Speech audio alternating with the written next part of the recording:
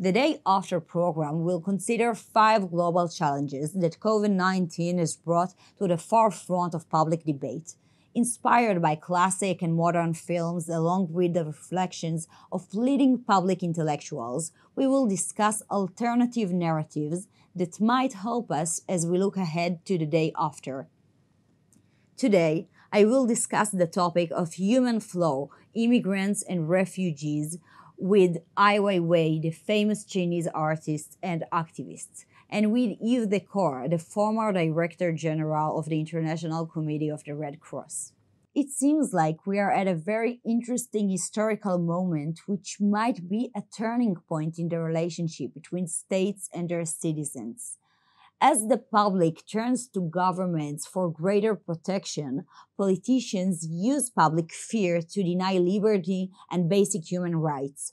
Are you concerned that the next stage of this process might be more governments trying to silence artists? Should we look at the COVID-19 crisis as a danger not just for humans but also for the arts? This crisis certainly shows the potential how the government would control the mass or individuals. The perfect example is in China. During the crisis, the government started to build a much stronger civilian controlling method. The big data to collect the facial identification and your health information and who you talk to, what you buying on the line, and also what kind of activity you have is completely put in this state control. So our human society never had such much efficient and strong control from the power. Unlike doctors, artists are not defined as essential workers these days. Do you believe that artists do have an essential role in this time? I think artist functions more as a modern time philosopher, which has to be visionary and very critical and very creative. But the art itself completely collapsed or it's not functioning at all today. You rarely see art community or art institution or individual artists respond to this human crisis spontaneously. So I think that's is corruption of the art world. Now when museums and theaters are closed and it's also unclear when the audience will start visiting them again, how do you think the art world would or maybe should change in the day after the pandemic? Honestly, I think I feel sorry many, art institution has faced an extremely difficult time. And also personally, I try to support them in many ways. But I think they should understand they deserve to face in this time because for too long they are not active enough.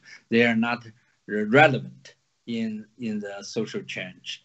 So they should find a new position and a new world point of view and a new action.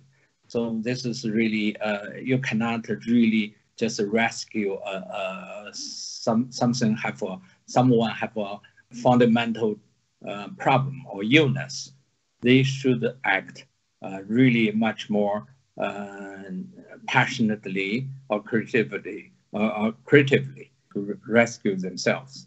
These days, you're working on 3 new documentaries, one of them about the COVID-19 outbreak in Wuhan. But in fact, long before we even imagined this crisis, one of your most famous works was about a previous cover-up of Chinese authorities. You investigated the deaths of thousands of students who died when schools fell apart during the 2008 Sichuan earthquake.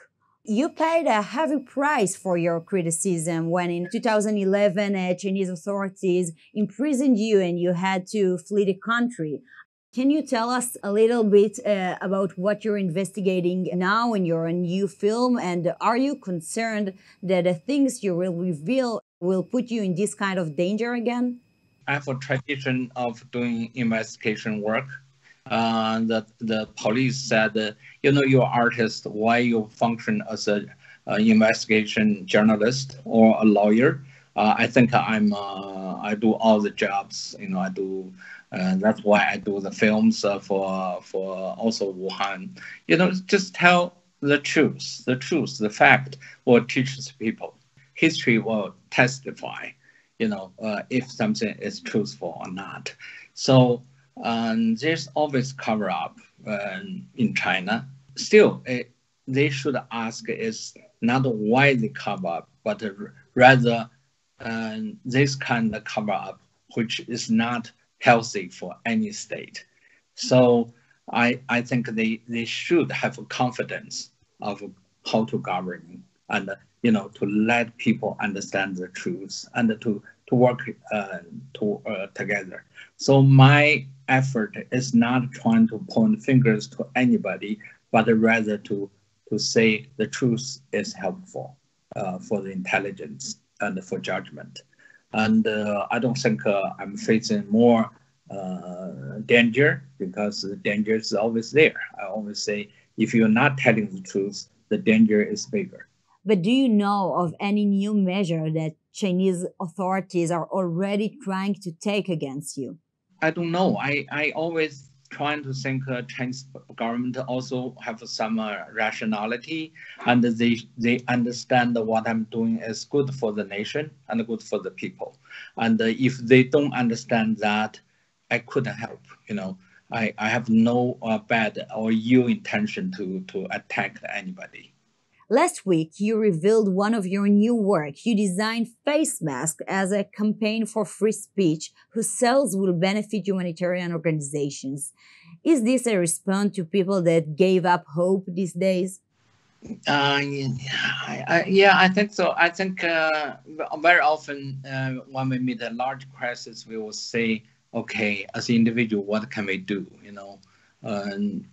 I think it's really a crisis about ourselves and about me. So if I don't do anything, I think that means I totally give up. That's not a good sign for life.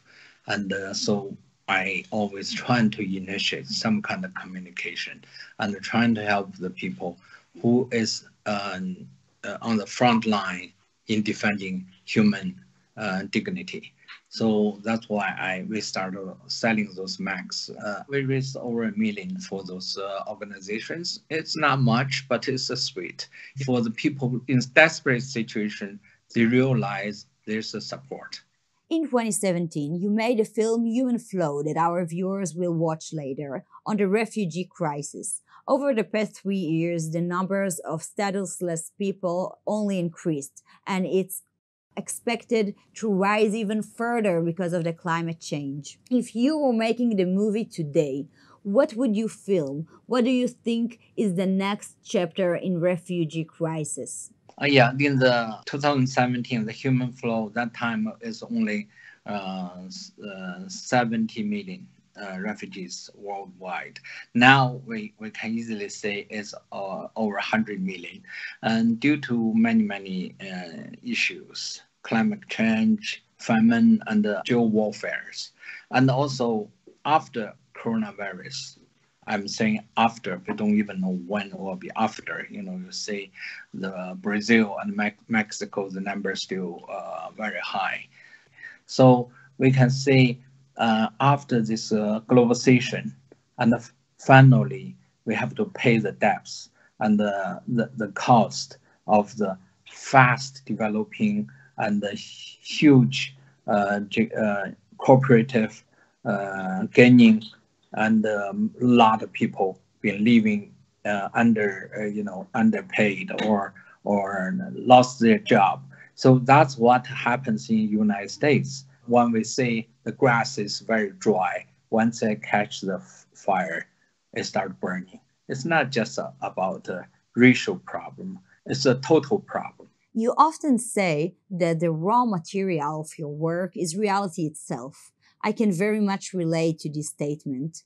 Recently, I directed a play in which African asylum seekers played Israeli parliament members who wanted to deport them. The text was a real protocol from the parliament meeting, and the goal was to put Israelis in asylum seekers' shoes and vice versa. But I often wonder, is there still a demand for art that is not pleasant? Don't people prefer that art will make them forget rather than think? Traditionally, or for a long time, people only see art as a part of the beauty. So the beauty is about part of the decorative.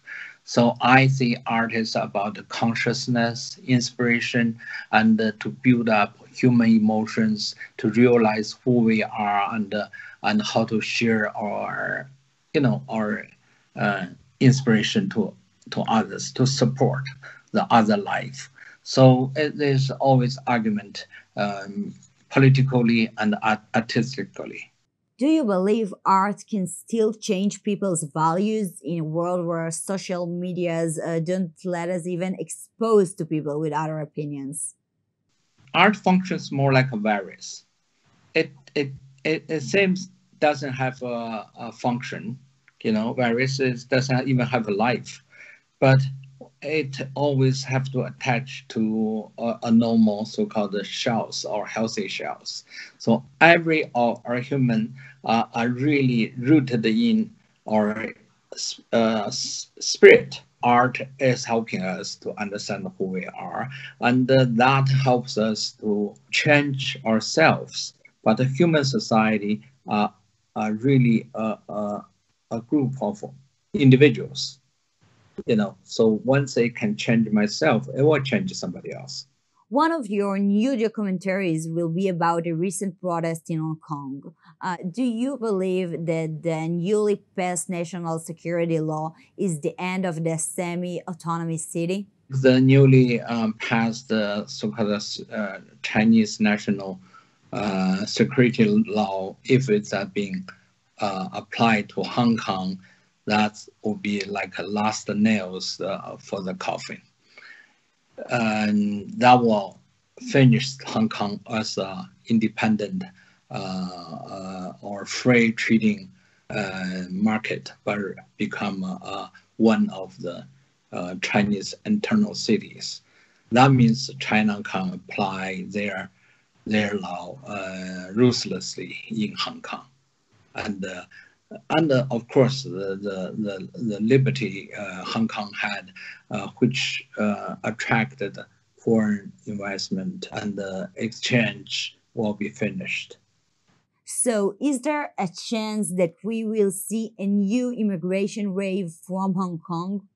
It will be huge. UK just announced that they would accept from 30 and 300,000 to 2 million, much more migration to go to UK, and I think that's a positive responsibility from the UK because it was the UK's territory, and many will move to Canada, and also possibly Australia and the US. You have been protesting against Chinese policy for many years, while many liberal countries overlooked it. Now it seems like the problems with Chinese policies have become more visible than ever. The world can't ignore the fact that if Chinese government had been more transparent about COVID-19 outbreak, many lives could have been saved. Do you think that the West has woken up too late and is still too soft about Chinese government? But the problem with China is they never had a political reform. They always believe this is the most efficient way, to have this kind of authoritarian state. And also they never trust their own people. So never let anybody vote. That means that power itself has a problem of being legitimacy. You're not legitimate. So that will be the internal illness to make the heart still bumping in China.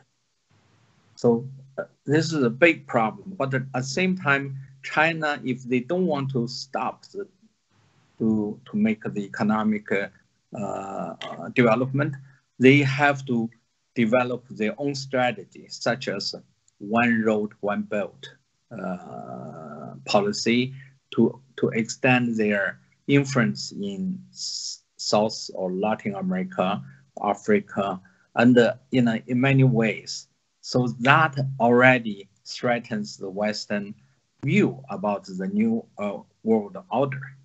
In many ways, China has become very influential in every way. In U.S. research center, universities, or political structure in UN and the WHO. It simply become a spokesperson for Chinese propaganda. This threatens the core values of the Western system. So that made Europe has to respond, and also made the US to respond. So far, only US clearly responded, and Europe is so badly divided. There's no such thing as Europe.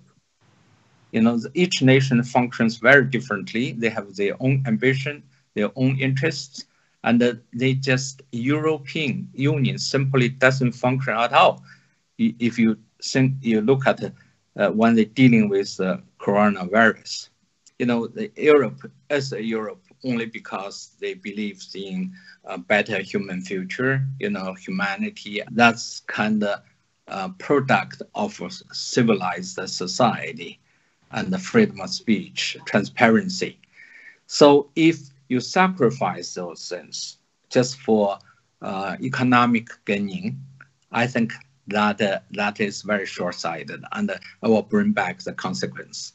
Coronavirus is a good lesson for the whole world to learn.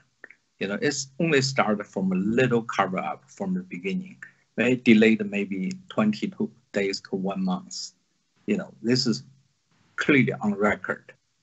This says it's not human-to-human transmission or transmittable, and even WHO worked with the same language. So that gave a crucial time for the disease to be spread. 5 million of the people left the Wuhan. And till now, US and England still heavy price. The shutdown of the global economy is unthinkable what kind of price the world is paying, only because their partners are not trustful. And they have such important partner as China. My last question to you. 3 months ago, you were asked in an interview if your art had been able to make a significant change in Chinese politics. You said that, unfortunately, the answer is not really. Why do you keep trying? I don't think my art has any significant meaning toward Chinese society. I'm trying only because I'm a very selfish person. I want to survive my ideology, and I believe what I fight, I could help someone somewhere. So even if you help one person, that's enough for you. So we all have a candle in our mind, and that we don't want that fire to be disappeared. It was a great honor to talk to you. It's very nice talking to you, and it's a great honor. Thank you. Now, I'm pleased to invite Yves Decor, the former Director General of the International Committee of the Red Cross, who only recently left the organization after leading it for 10 years. Thank you. Happy to be with you. Before the COVID-19 crisis, the number of immigrants, refugees, and asylum seekers has reached unprecedented proportions. More than 70 million people around the world were forced to flee their countries. Now, there's a good chance that the pandemic will affect the ways we think about immigration. I can imagine two very different scenarios. The first one is negative. The pandemic will only increase xenophobia and racism of the same kind we already see in the US. The second scenario, the pandemic becomes the great equalizer, reminding us that we are all equally vulnerable and that our governments are responsible for protecting the poor and the weak. What scenario sounds more likely to you? When you think about pandemia, there is always, and we've seen that in history, always three big scenarios. And I'm careful about that. But one scenario is we go through the pandemia and our society don't change a lot. They are a little bit shaken up. They are a bit more fragile. The scenario two is the situation becomes very difficult. There is a lot of unrest. The society found difficult to catch up. There is more inequalities, and you start to see unrest, and then you start to see a more, I would say, military, police, emergency, state of emergency, and sometimes authoritarian response. And the scenario three is it's when a pandemic really hits so hard that you have a collapse of the society. And I think when you think about migration and pandemia, we need to be with the first and the second scenario. We're living in a time where there's a lot of uncertainty. I'm not sure at all what will be the result of the pandemic overall. I'm right now in Boston, for example, and I would have not predicted a few days ago that you have so much tensions. And you say the tensions which are, of course, related to COVID, but also to inequalities and to racism, for example. That leads clearly suddenly to a very unexpected result and tension. So to respond to your questions, I think sadly, we will go more towards your first scenario, which is in fact for a time, for a while at least, it will be difficult for a country to open up, reflect about the migrant questions, though I hope really that we will be able to find solutions. But let's say short term, most of the country, I think, will be willing to be tougher on migration. They want to close the border. They think that's the way, it's the best way to react. They want to show that they are controlling, and they might even want to use, and we saw that with the lockdown, some specific, I would say, emergency measure. The key questions for me is how are we, in fact, integrating, our country integrating the migrants' questions in their response?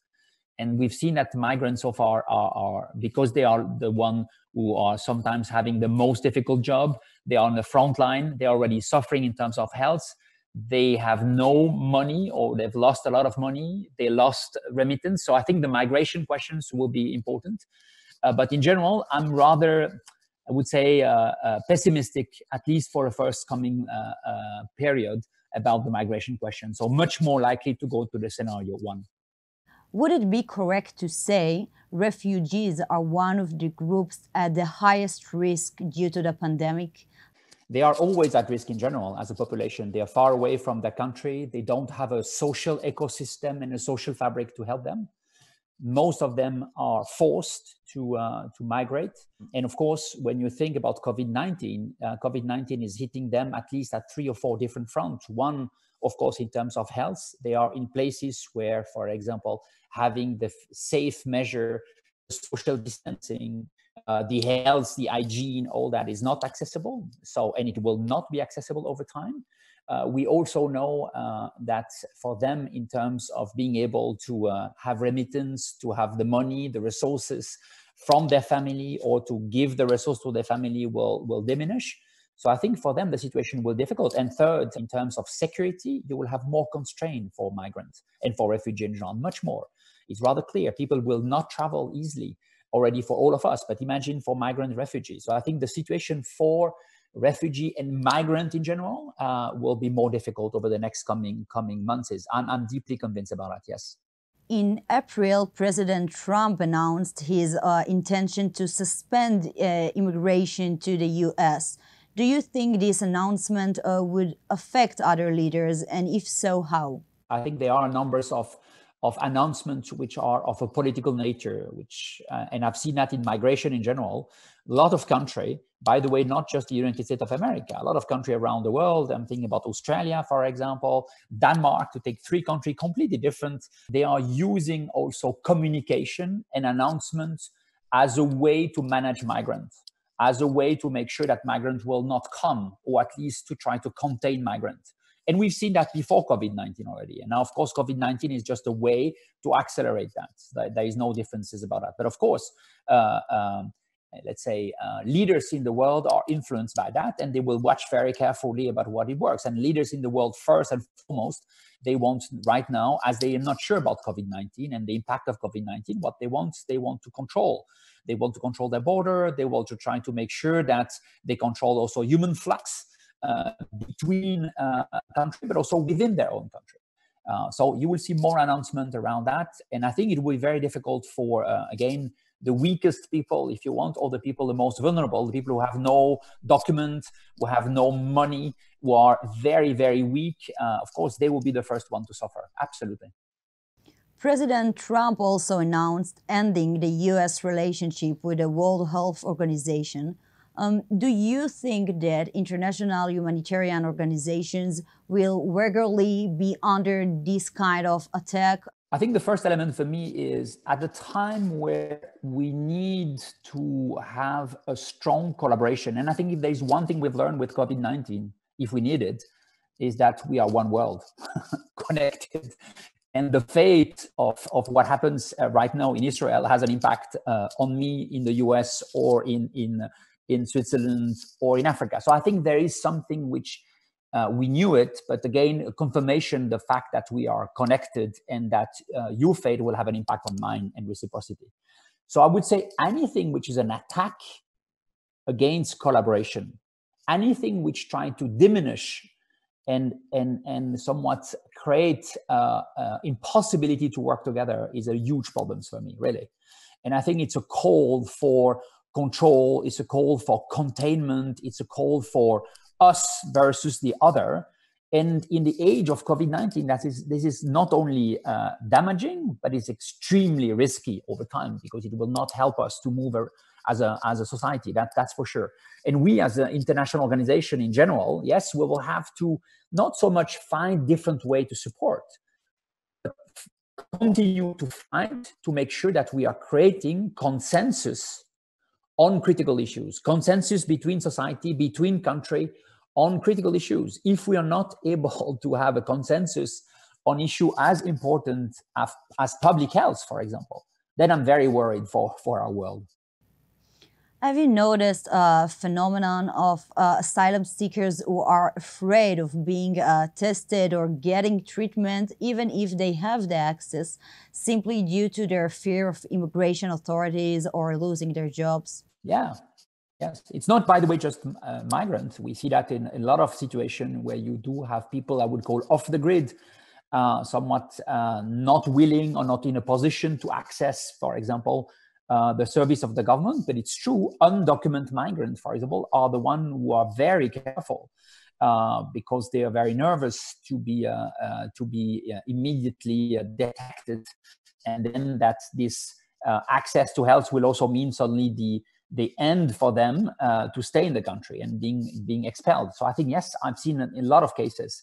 And that's a big worry because it means when you do a public health work in a big country, or in a region, and we've seen that with COVID-19, we know that the numbers, we know the data we have about people are the right one. They are always underestimated because we don't know, in fact, how many people should have access, how many people are sick and should receive the support. But of course, these people will not show up. Not only they will not show up, but also they will not be in a situation to access, in fact, some of these services because these services are too expensive or too difficult for them to access.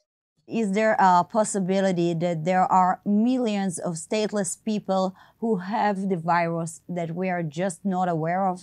I would be careful about the numbers. I'm not sure we can talk about millions of people who have the virus, but we should certainly talk about an important numbers of people that are, if you want, off our radar. And I think we start to understand that if we want to be serious about the public health and we want to make sure that COVID-19 is really managed as it is, we need to also focus on the most vulnerable people. That's very clear in our society, and we see that. And of course, among the most vulnerable, you have the migrants, and including the undocumented migrants. And they are part of our response.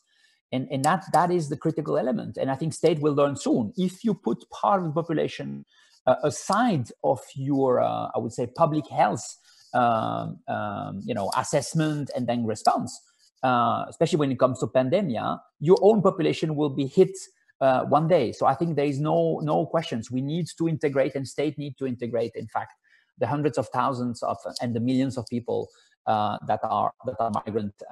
Otherwise, we will not be able to solve the pandemic questions. The efforts to help asylum seekers and refugees rely heavily on donations. These days, there's a huge need to increase donations, but the financial situation of the donors is worse than ever. How are you dealing with this gap? You're right.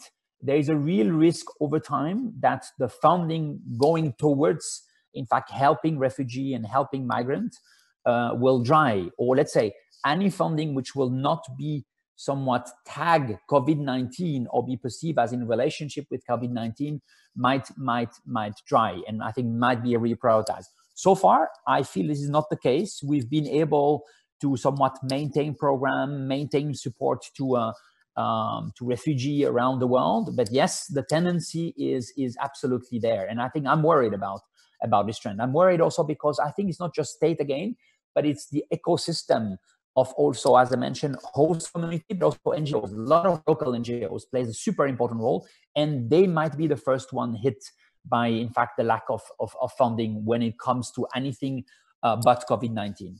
Let's focus on the challenges in this area for a moment. What are your main concerns in the West Bank and Gaza today and in the near future? How do you think the Israeli government has been handling the pandemic in these areas, and what should it do differently in the future? I think we do have objectively two issues. One is you do have an objectively one part of the population, and I'm thinking about Gaza and specifically, which is in a situation of high risk on paper, and I think in reality also, which is, a high level of density, low level of health access, and being in fact contained in a very specific territory. So far as we know, COVID-19 is a problem, is an issue, but has maybe not hit as hard we were somewhat worried about. But I would be very, very careful about being able to look at the COVID-19 questions when it comes to a territory like Gaza.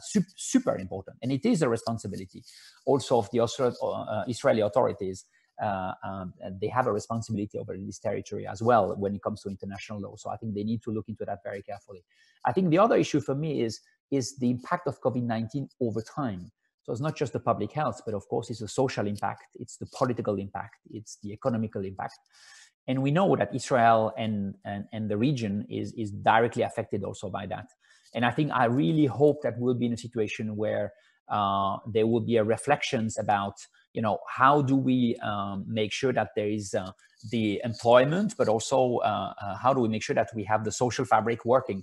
And here again, Israel has a responsibility towards its citizens, but also towards, in fact, Palestinian. So they will need to really sit down and find some solutions over time. And the solution can't just be a security solution. The last subject I wanted to discuss is the complex relationship between climate change, migration, and COVID-19. Crossing international borders may sound like a faraway dream nowadays, but in the long run, borders will not stay closed forever. Even before the outbreak, experts estimated that by 2050, the number of climate change migrants would reach between 200 million and 1 billion. How do you think the pandemic might affect that? Will it increase these numbers or speed the process? I think, first of all, I believe the experts are really right. I know it's always difficult to do expertise when it comes to numbers, but if you look at the numbers of people located, for example, in cities which will be below the surface of water of sea, if you see about what will happen to sea, I think, yes, we have to expect a lot of people moving, and which will create a lot of pressure within some of the state, but between states. Yes, I'm totally convinced that we will at least see 300, 400, 500 million people moving, without any doubt, over the next coming decade.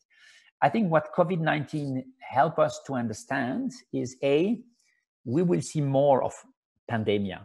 So COVID-19 will, I hope, being treated and dealt with, but we will see more. I think it's rather clear. One thing we see with climate change right now is with the temperature going up, there starts to see clear evidence that there is also more, in fact, transmissions from of diseases from animals to human beings. That's all clear. We see that now.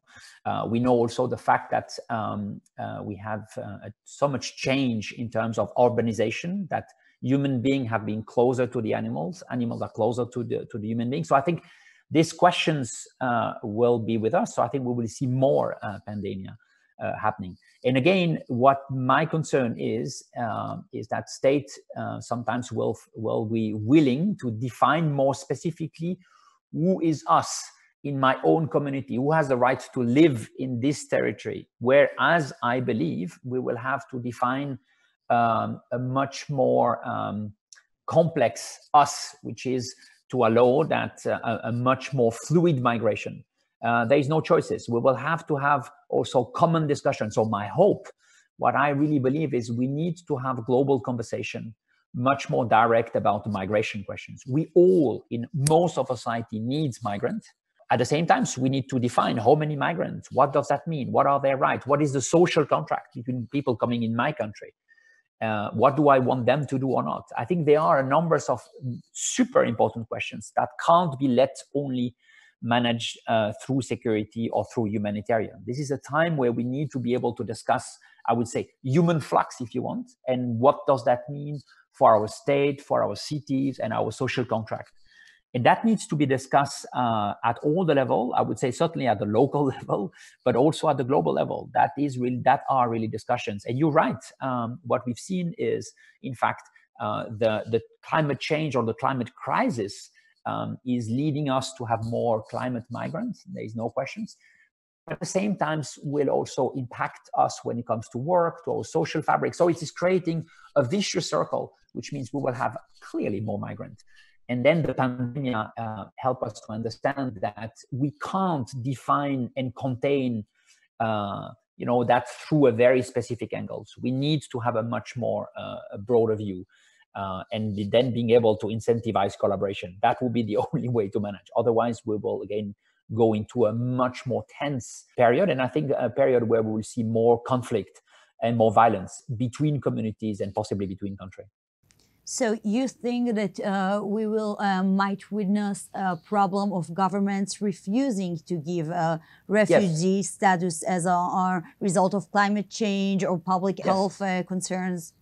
Yes, absolutely. It's already the case. I mean, you don't have to wait a crisis to see that happening. You have a lot of countries which have decided not at all to welcome any person, whatever the status. Refugee, migrants, forced migration, whatever. I don't want to have anybody on my territory. We've seen that, and the trend is rather heavy. So I think the key questions for me would be, what are the incentives? How do we accompany states to be able to somewhat deal with the migration questions and being able to welcome migrants? But again, I want to insist, this solidarity, if you want, needs to be organized, and we need to discuss about the social contract. Otherwise, a lot of states will continue to find only one response, which is close the border, contain, and hope that the migrants will go somewhere else. Thank you so much, Mr. Decor. It was a pleasure to talk to you. Thank you. All the best to you.